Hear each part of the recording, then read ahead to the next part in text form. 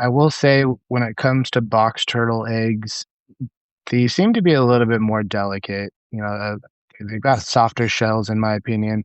A tortoise, if you get a little too wet, it'll be okay. If you get a little too dry, it tends to be okay. Box turtles, if you get them a little wet or you get them a little dry, they'll either shrivel up or they're mold over. So, kind of have to find that sweet spot. I'm Wendy Montroy, and this is Turtle Tea with TTPG. Thank you, Cameron Lamb, for joining me again. Today, we're going to talk about breeding three-toed box turtles, and we'll go over everything you need to know from egg laying to hatchling care. In our last episode, we covered their care and husbandry. To start off, do you think this species needs to be bred more in captivity, or are they kind of overly abundant? What's your thoughts on that? I think they need to be produced heavily. Just about all species of turtles and tortoises, I could say the same, but these guys specifically, they're under a lot of pressure. So I think so. Okay, good to know. When are they mature enough to lay eggs? Is it age-based or size-based?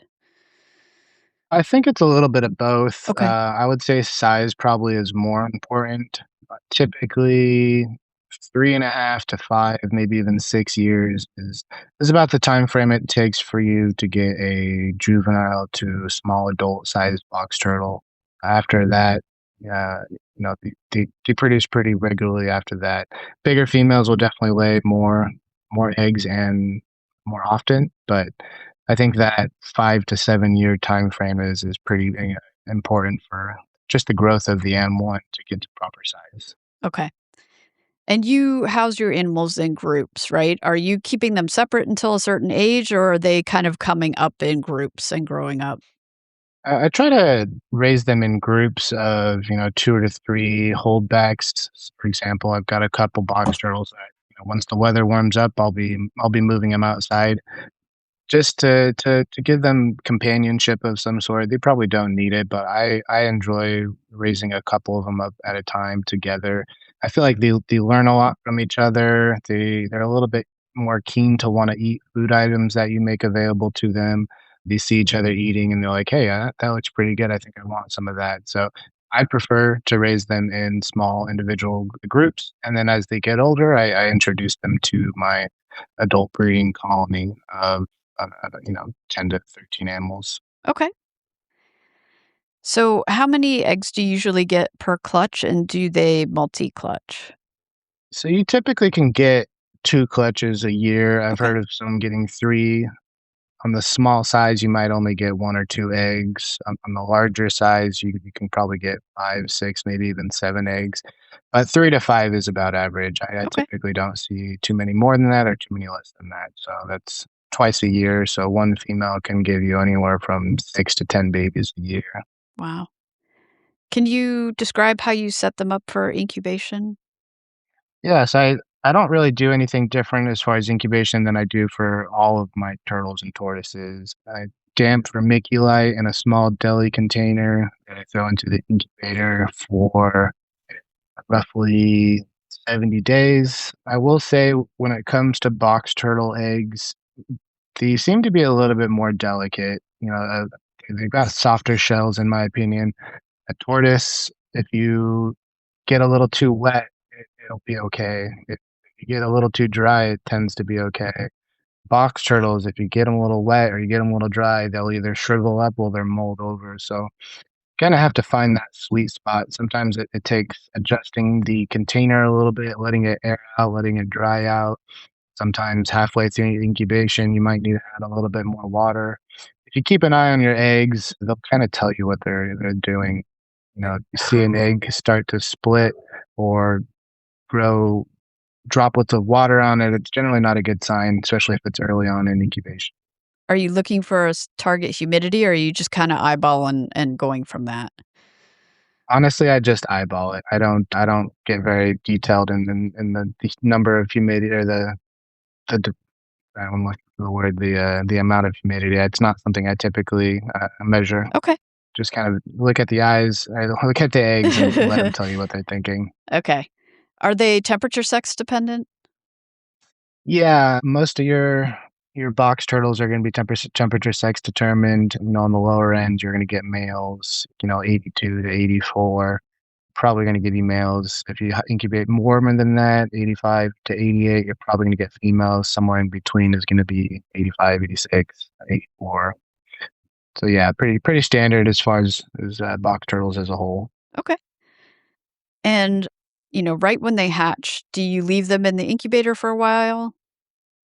Yeah, so I will typically leave them in there sometimes for the rest of the eggs to start hatching out. Sometimes if one's popping out early, I'll pull him out just so he doesn't trample on the other eggs and start moving things around. But they're usually pretty good about, taking their time hatching out and kind of sitting in the corner of the container.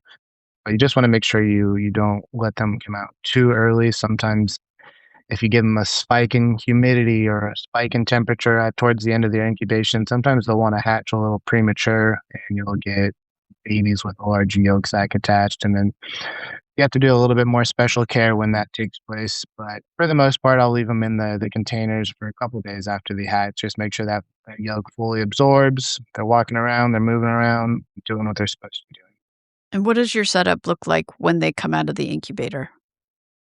So the first thing that I'll do is I'll put them in shallow water. Okay. I know the process to hatch is not easy on any animal, and Yeah. they typically come out thirsty. They wanna get hydrated again. So I'll soak them in a little water, shallow water for 15, 20 minutes or so. After that, I will typically put them on moist paper towels. I can usually leave them there for about a week, maybe even longer, and then they'll get moved to their final enclosure. Okay. Do you have basking light UV for the little guys too, or I give them UV. I don't give them a basking bulb just because they don't really use it. okay. They don't like bright lights, especially as babies. They don't really like to sit under a basking bulb. They don't, at least in my opinion, I've never seen them really utilize a basking bulb. And because they're so small, they dehydrate easy. I'm always worried about just overheating them. Okay. So I really try not to put any hot bulbs over the enclosure. My room stays hot enough, the reptile room that I keep them in, it's in the 80s all the time Okay. anyway, so I'm not overly worried about heat. And do you keep them in groups as they're growing up? Yeah, I typically like to raise babies and especially new babies in small groups. I think they do better. They kind of bounce ideas back off of each other. They learn from each other. They see how they're moving, seeing how they interact. Especially when it comes to food, you see something that they want to eat, and then all of a sudden, all of them want to eat that same prey item. So I think it helps for them to kind of learn from each other as they grow. So are they pretty readily into food when they're little, or do you have to start them with something special? It takes them, I would say for babies, it takes them a little while to really develop an appetite for the food items that I want to feed them. If I were to give them chopped worms or isopods, small crickets, they would eat those all day long, no problem. They're very visual in that aspect. They like to see small prey items moving around, and you typically go for those right away. I'm a little bit more not lazy, but I like to do things a little bit more streamlined where I can offer pelleted food items. Mm. They're just easier, especially when you have a lot of animals. Yeah. So if I can get them on a pelleted diet, that typically is easier for me in the long run. I know Reptimane pellets get a pretty bad rep as not being the most nutritional pellet, but I've never found a baby turtle to refuse them. So Okay. I'll usually get them started on the Reptimin, and I'll start adding other brands such as Zoomed, Aquamax, Hikari. But once you get them on pellets, they're they'll eat anything. They'll go back to food items like worms and crickets, and then they'll go right back to the pellets, no problem. So that's S- typically how I start them off in food. So do you start them with the pellets rather than live food? I don't know if offering them live would make them less likely to take pellets. I it just depends. Okay. Sometimes I'll offer the pellets right away and kind of hope that that takes, but not all of them will jump on them right Okay. away.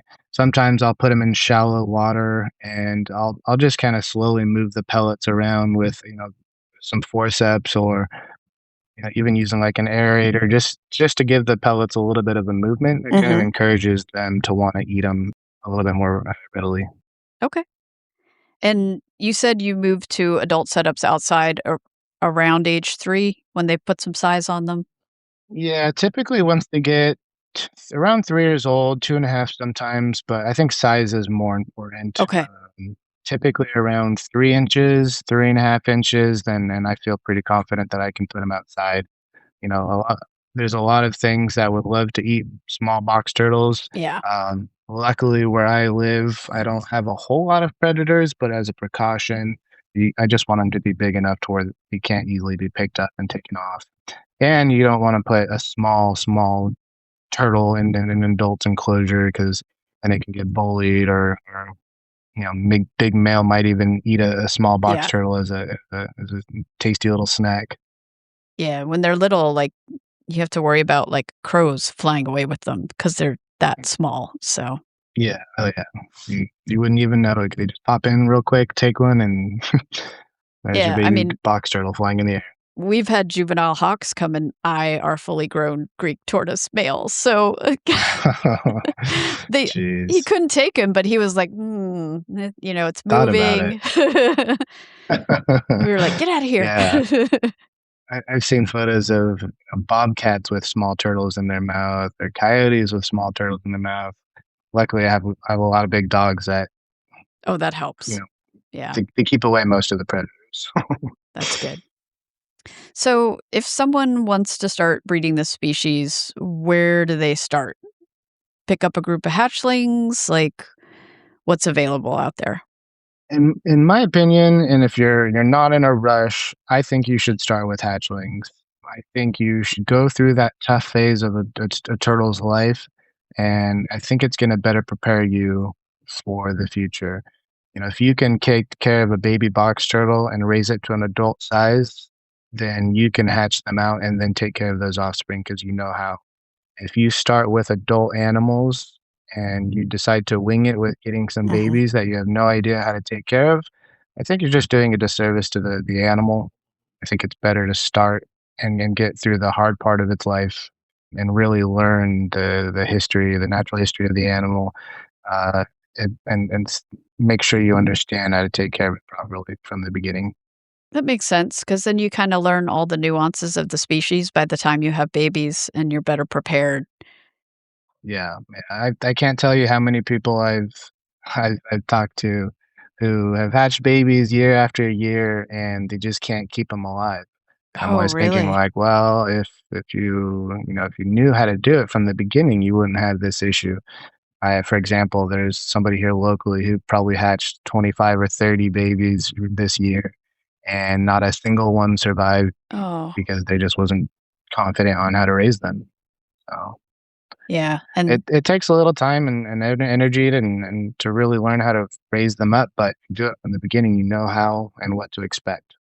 and you're looking at probably, it's not too long. It's what, like, maybe 5 years before you have babies of your own? Yeah, and you can confidently be proud of the animal that you raised from a little hatchling. Yeah, You know its personality, you know what it likes, what it doesn't like. If it's doing something weird that may be a sign of illness, you're probably gonna pick it up right away. yeah, If you start with adult animals and you just assume that's how they act, you might lose that animal because you didn't know. yeah. So, I I mean, always encourage people to start from the beginning. yeah, definitely. I mean, we had that come up this week with we have an adult redfoot that we got as an adult, and she's just so much different than the babies that we have. Like, Yeah, she had a medical issue and we found it pretty quick, but had it been one of the babies that, like, I know them inside out and all their personality quirks, I would have known, like, that. Like, "Oh, hey, you're not doing your normal routine, like, let's see what's up with you." So, I think that's really, really exactly. good advice. Alright, so if you do wanna breed, is there a demand for babies of this species? Like, are you gonna have a hard time moving them, or What's the status there? I have never had trouble selling offspring. Everybody loves a small, cute box turtle. The benefit to the box turtles are they don't need a real expensive fish tank that's going to get nasty, full of nasty water that you're overfeeding. You know, the besides the things that we mentioned earlier, as long as you take some time into consideration in their care, they make great pets for those willing to put in the time and effort. So, with that being said, I think they're really easy to find homes for. They just require a little bit more education. As far as, like, the taking care of the little babies? Exactly. Yeah. Okay, But I think they make a lot better pet than a red-eared slider, so they're usually definitely. really easy to find homes for. If someone is gonna keep them inside completely, like, maybe their climate doesn't allow it or only allows them to be outside part of the year, what do you recommend for, like, an indoor setup?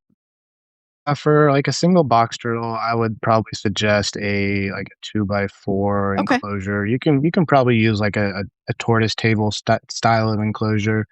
You know, box turtles do appreciate a little bit of room. They're very active animals. If you don't give them enough room, then they're going to be constantly pacing back Yeah. and forth. So if you have to keep it inside, maybe it's just for a couple months out of the year, just try to give them as much room as possible, plenty of visual barriers, somewhere that they feel secure and that they're not going to be able to escape from. Okay. Alright, is there anything that we missed as far as breeding and hatchling care?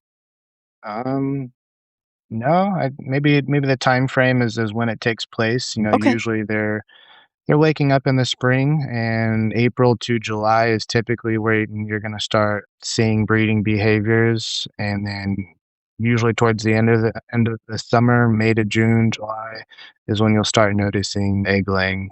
So I think that's important to know just to be able to keep an eye out on when to expect eggs. Okay. And your guys are outside year round, you don't pull them into a fridge to brumate or anything? I do not. No, Okay. I let them experience our very frigid Arizona winters. So are they dug down and just out asleep, or if you have warm days, will they come and poke their heads out? It really varies on the animal. Some Okay, animals will come out on a warm winter day. Others will go down hard and okay, they'll dig down and you won't see them for months at a time. So it's not consistent. Some are a little bit more prone to waking up and coming out, and others just are down for the count. okay. That's good to know that there's variation so that you don't Yeah. panic. Exactly. I think nighttime temperatures are the most important. Right now it's getting in the high 40s, low 50s at night. But once those nighttime temperatures, I think, are above 65, 70 degrees, they're pretty much all going to be up for the year. Okay, good to know. All right. Thank you, Cameron, so much for joining me today. For our listeners, be sure to subscribe so you don't miss our next episode. If people have questions about breeding three-toed box turtles, where's the best place for them to find you? I'm on pretty much all of the social media platforms, Instagram, Facebook. I'm also on the TTPG Facebook forum under Cameron Lamb Exotics, as well as my TTPG email, cameron@ttpg.org. Awesome. Thanks again for joining me today. Thank you for having me. Thank you for joining us for Turtle Tea with TTPG. Be sure to subscribe so you don't miss out. We're brewing up new episodes twice a month, every first and third Monday. If you have any questions or suggestions for future topics, you can reach me at wendy@ttpg.org or find me on the TTPG group discussion on Facebook. For full show notes, transcripts, and info about our guests, visit turtletea.org. Until next time, keep learning, listening, and loving those turtles.